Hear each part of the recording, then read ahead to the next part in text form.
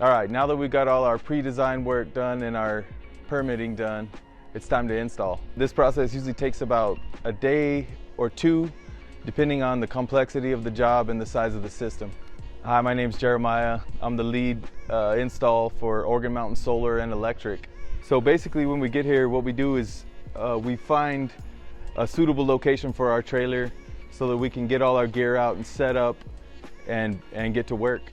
We have someone working on the electrical panel, installing the Envoy, and basically the brain of the equipment. At the same time, we'll set up a lift here and start setting our equipment up so that we can start putting together your solar system. Once we get on site, the job is basically ready to install. The prep work that's been done previously, all that stuff has been taken care of so that when we get here, we can get the install done as efficiently as possible. Rest assured that we take pride in our work and we install the systems on your homes like we would want them done on ours.